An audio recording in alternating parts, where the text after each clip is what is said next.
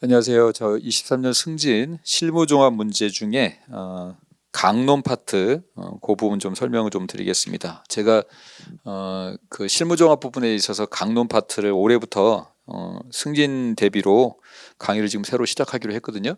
이제 저는 장정훈 교수님이랑 같이 했는데 장정훈 교수님이 지금 프라임법하고 나고 같이 하기로 돼 있어가지고 저희 미래인지에서는 실무종합 부분을 따로 할 수가 없어서 그래서 제가 이 강론 파트를 맡아서 하고요.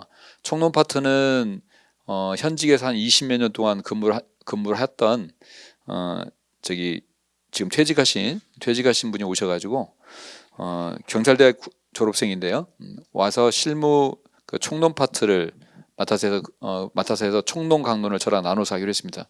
그래서 아무래도 실무를 해보신 분들이 실무종합을 하는 게 나을 것 같아서 특별히 한 분을 좀 초빙을 해가지고 그분한테 좀 총론을 맡기고 제가 강론을 좀 맡기로 했습니다. 강론은 제가 옛날에 수사 강의를 할 때 그때 했던 내용들이 많이 겹치더라고요. 그래서 저도 지금 요거 하면서 옛날에 수사 강의했던 그 기억도 좀 나고 실제 시험에도 그런 문제 나오는 거 보고 그때 썼던 두 문자도 생각나고 막 그러던데 하여튼 이 실무 종합이 올해는 굉장히 당락을 결정하는 핵심 과목이 됐던 것 같은데 실무 종합에 있어서 여러분들한테 고득점 맞게 할 수 있도록 형사법뿐만 아니라 형법, 형소법 이번에 좀 쉬웠지만 하여튼 형법, 형소법뿐만 아니라 실무 종합에서 여러분의 도움을 드릴 수 있도록 하여튼 저도 최선을 다하고 새로 오신 분도 실무를 한 20여 년 동안 하셨던 분이시기 때문에 그리고 중앙경찰학교나 우리 저 경찰 교육원에서 계속 교관 생활을 하셨던 분이라서 강의를 또 저보다 더 잘할 것 같습니다.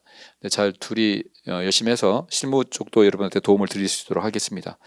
실무종합은 이번에 제가 지금 여러 가지 보니까 가장 어려웠죠. 오늘 이번 시험에서 난이도가 특히 이 여러분들이 공제책을 갖고 보통 공부를 많이 하시는데 이 공제가 없는 문제가 좀 나와가지고 그 부분 때문에 좀 당황했던 분들이 좀 있었던 것 같습니다. 제가 하는 이 실무 강론 파트에서도 도로교통법 관련된 부분이 실무종합이 없는 걸로 알고 있는데 그 내용도 출제가 됐고 그래서 조금 이 실무종합에서 이번에 당락이 결정되지 않았나 생각이 듭니다. 특히 우리 실무 문제는 말장난을 많이 치기 때문에 원래 우리 옛날에 수사 과목 할 때도 거의 다 말장난이었잖아요. 실무 과목이라는 것이. 그래서 실무 과목 어떻게 하면 말장난에 잘 안 넘어가느냐. 특히 또 숫자 같은 거 이런 거 암기해야 될 때 어떻게 하면 꼼꼼하게 잘 암기를 해놓느냐. 그러다 보면 뭐 두문자도 필요하고 연상도 필요하고 암기를 잘해야 될 겁니다. 이거는. 그래서 그 부분에 있어서 저도 연구를 좀 많이 해가지고 여러분들 도움을 많이 드리도록 하겠습니다. 그래서 오늘 나온 문제 중에 제가 그 실제 시험 본 친구들하고 좀 통화를 하거나 연락을 해가지고 물어봤거든요. 물어봐서 어떤 문제를 좀 설명해 줬으면 좋겠냐 해서 제가 한 3문제 정도만 제가 설명을 좀 드리도록 하겠습니다. 27번에 특정 강력범죄에서 신상정보 관련된 것을 틀린 분들이 좀 있던데 이게 옛날에 우리 순경시험에 수사에서도 많이 나왔던 문제인데 여기에서 여러분이 많이 틀렸던 것 같은데 일단 여러분이 아시지만 1번에 청소년에 해당되지 않는다는 걸 잘 아실 거예요. 그 다음에 이 특강법에서 신상공개 요건이 그때 두 문자를 제가 이렇게 땄었는데 공증된 얼굴 알제 이렇게 외웠었죠. 일단 요건이 2개예요. 여러분 지금 시험에 이게 나왔잖아요. 여러분 거기 보시면 2번에 국민의 알 권리, 재범 방지, 예방 등 오로지 공공이익을 위해서 필요할 때 이 공공이익이 바로 여기거든요. 근데 이 공공이익이 뭐냐도 시험에 나온 적이 있었어요. 그래서 그거를 알제 이렇게 딱 외웠습니다. 알 권리하고 재범하고 예방 이 3가지가 공공이익 관련된 거고요. 여기 증거거든요. 증거인데 여러분 거기 지금 4번에 보면 피의자가 죄를 범했다고 믿을 만한 충분한 의심이 있을 것이라고 되는데 이거 의심 갖고 안 되죠. 증거가 있어야 됩니다. 그래서 공증된 얼굴, 이게 신상공개라는 겁니다. 얼굴. 공증된 얼굴 알제에 이렇게 해서 그 전에 외웠던 기억이 있는데 요거 가지고 4번 가지고 헷갈려서 틀린 분들이 좀 있고 3번도 좀 주의하실 게 이 3번이 맞게 돼 있지만 이게 잔인하고 중대한 피해가 발생한 것을 다수의 피해가 발생한 거로 나올 때가 있어요. 이거 옛날에 이렇게 출제된 적이 있었는데 잔인하고 중대한 겁니다. 다수의 피해가 아닙니다. 그래서 오원춘 사건 같은 거 기억하라고 그랬잖아요. 오원춘이 사람을 한 명을 죽여서도 잔인하고 중대하기 때문에 얼굴 공개할 수 있는 거거든요. 피해자가 꼭 많아야 되는 거 아니니까 그거 하나 좀 주의를 좀 하시면 될 것 같고 그 다음에 뒤로 가서 33번이 공제책에 없는 문제가 나왔는데 도로교통법 문제죠.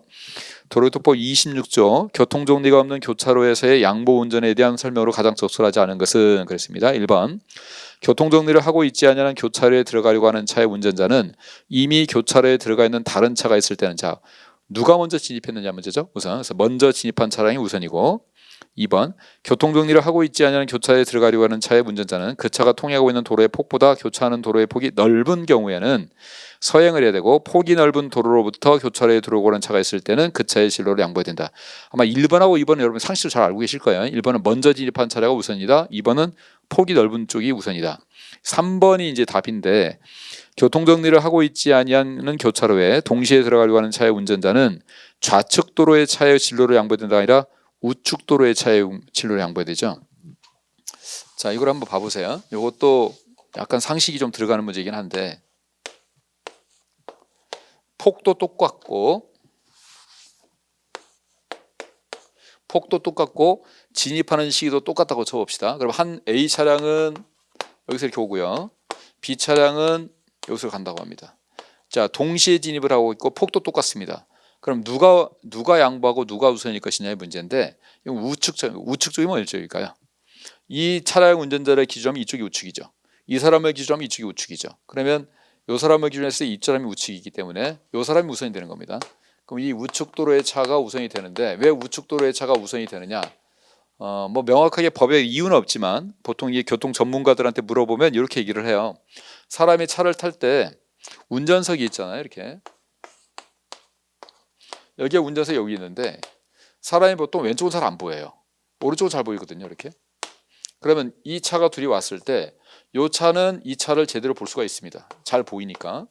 근데 이 차는 이쪽은 잘 보여도 이쪽이 잘 안 보이거든요. 그러면 이쪽이 잘 보이기 때문에 이쪽 잘 보이는 사람이 멈춰주라는 겁니다. 이거를 안 보이는 사람한테 멈추라고 강요할 수가 없잖아요. 그래서 우측 도로에 있는 차를 위해서 이쪽 차가 양보를 해야 된다는 겁니다. 그래서 좌측 도로가 아니라 우측 도로의 차에다가 양보를 해야 된다. 우측 통행 생각하시면 돼요. 뭐 암기하는 방법은 4번에 교통정리를 하고 있지 않냐는 교차로에서 좌회전하려고 하는 차의 운전자는 교차로에서 직진하거나 우회전하는 다른 차가 있을 때는 당연히 양보해 줘야 되고 그래서 33번이 조금 뭐 여러분이 안 보셨던 설문이라서 당황할 수도 있는데 우리가 보통 실무에서 있었던 일 관련된 것들이기 때문에 잘 기억을 해 두십시오. 특히 3번 좌측 도로가 아니고 우측 도로라는 거 기억하시고 그 다음에 또 한 문제를 또 하나 더 보시면 40번 문제 한번 볼까요? 외국인 관련 거.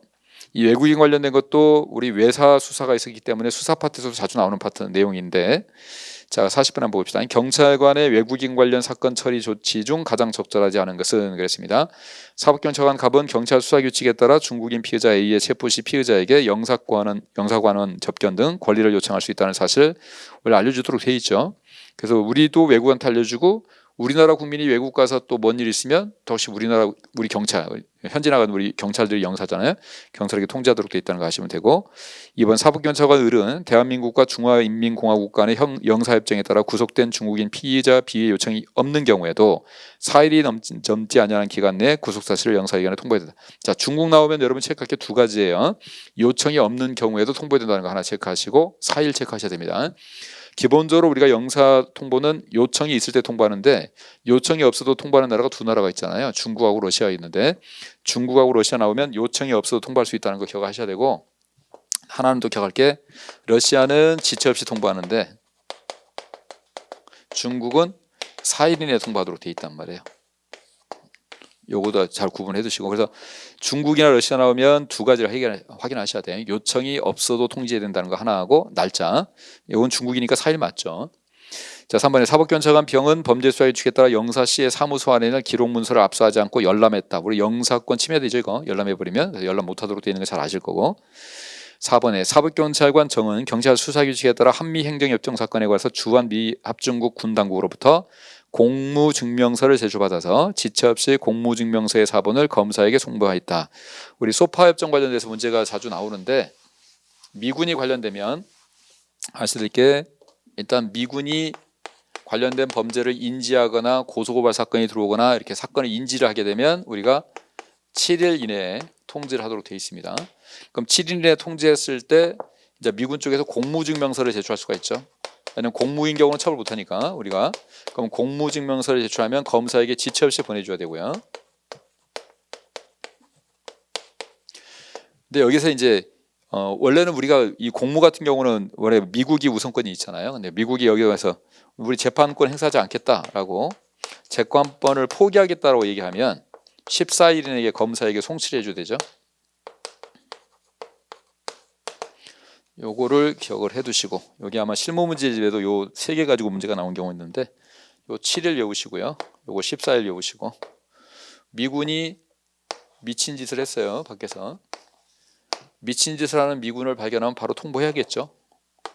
미친놈 하나 잡았다 이렇게 통보를 해주면 요건 당연히 있어야 되는 것이고, 미친놈 통보해주면 식사를 포기를 해요. 그러니까 포기는 식사예요. 식사. 그래서 미친놈 통보하고 식사 포기하고, 미친놈이니까 요렇게 2개를 숫자를 기억을 해두시고, 공무증명서는 이 사람들이 공무인지 여부에 따라서 우리가 재판권 행사 여부가 달라지기 때문에, 그래서 지체 없이 검사에게 통보하도록 돼 있다는 거 나눠서 이것도 문제가 되고 있으니까 같이 기억을 해두십시오. 그래서 40번에 3번 답은 명확하게 돼 있는데 2번이나 4번 같은 경우도 문제가 많이 나오니까 그거를 좀 잘 정리를 해주시면 좋을 것 같습니다. 그래서 실무종합 문제가 항상 문제가, 실무종합 문제는 실무라는 측면이 있어서 그런지 모르지만 말장난을 좀 많이 쳐요. 말장난을 많이 치고, 또 생각지 못한 문제, 특히 지금 도로교통법 문제처럼 법에 있다는 이유로 그냥 법에 있는 걸 긁어서 그냥 문제를 내버리는 경우가 많기 때문에 실무종합이 아마 공부하기가 제일 좀 난해한 부분이 조금 있을 겁니다. 하여튼 그 부분을 잘 커버를 할 수 있도록 제가 또 실무 이 강론 파트는 잘 준비를 해가지고 여러분에게 뭐 두문자나 연상이나 뭐 이렇게 해가지고 옛날에 수사했던 것처럼 여러분이 좋은 점수 얻을 수 있도록 잘 한번 준비를 해서 해보도록 하겠습니다. 하여튼 여러분들 너무 그동안 공부하시느라고 고생 많으셨고요. 하여튼 곧 발표가 나지만 좋은 결과 있어서 여러분 꼭 승진하시길 바라겠습니다. 수고했습니다.